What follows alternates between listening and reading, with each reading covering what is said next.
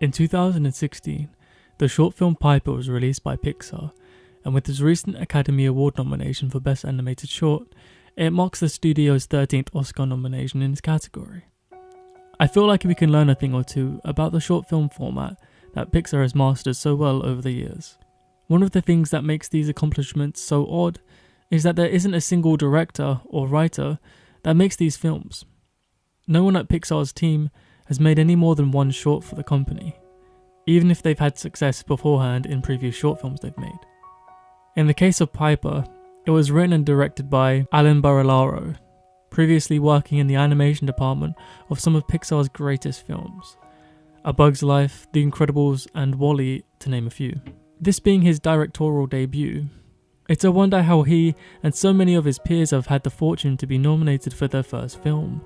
Without taking any well-deserved credit from him, I think that there seems to be a format that these films follow that enables them to be made so well. I think a lot of people know about the Pixar 22 rules of storytelling, but this I think mostly applies to the feature film format, something very different to short films. And so, while some of the rules may still apply, for now I'm just going to point out what's not on the poster.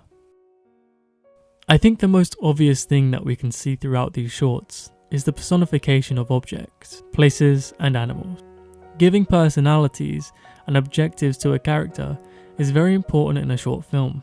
With not a lot of time to tell a story, we as an audience have to infer a lot of what's going on. The basic story of Piper goes like this. Piper has never been to the seafront to find herself food. After being told that everything is fine, she goes on to find herself some food. She fails to find food and is swept up by the ocean, leaving Piper afraid of failing again.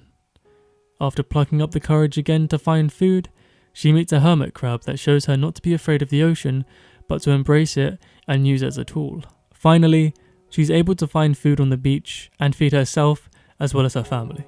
The short film follows a small bird named Piper as she learns and overcomes her fears of finding food at the seafront. It's a story about overcoming obstacles and not being discouraged by failure. Somehow Pixar manages to fit all of this into a 5-minute long short film, without using any spoken language and entirely by animation. It's odd, but you might think that the most restrictive methods used to create this film are hindering its storytelling potential. But actually, they're the most useful techniques. By having no dialogue in this or any other short, Pixar allows the audience to infer what's going on in the scene. Movements and personified facial expressions are what drives the story in this film. We can look at the film Paperman to see how effectively this can be used. There are no words because they aren't needed. We can actually see a technique used that Alfred Hitchcock describes as montage editing.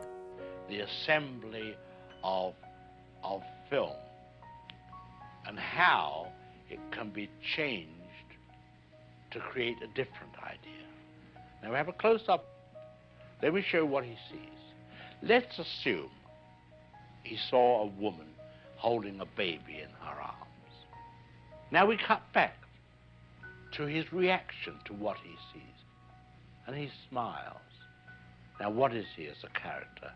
He's a kindly man. He's sympathetic. Now, let's take the middle piece of film away, the woman with the child, but leave his two pieces of film as they were. Now we'll put in a piece of film of a girl in a bikini. He looks, girl in a bikini, he smiles. What is he now? The dirty old man. He's no longer the benign gentleman who loves babies.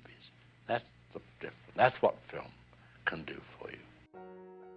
It's what tells us that Piper usually expects her mother to feed her much like a bird usually would for its babies, and that later in the film, Piper is actually really hungry.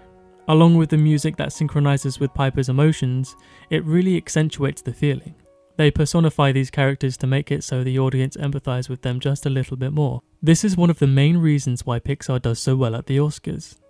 Making their films with such pristine animation allows for even the slightest micro-expressions to be picked up by the audience. If they had chosen to use dialogue in this film, I don't think that they would have worked so well. For simple stories like this, it's unnecessary to explain motive and exposition. When it tells such a basic story, it just makes it redundant to explain what's going on. For this particular film, there is a sense of hyper-reality in the way that it looks like it's being shot with a telephoto lens, much like you would see in a nature documentary.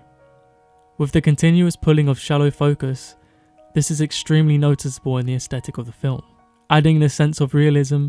Since we know that this is a real story that happens in nature all the time, it leads the film to be a little more endearing than if it were to be done in 2D animation. This film and lots of others by Pixar makes us laugh and cry all the time.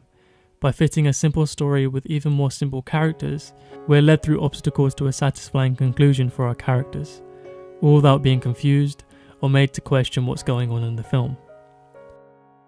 I'm personally hoping that Piper wins the Oscar, because it's one of the best short films I've seen in a long time.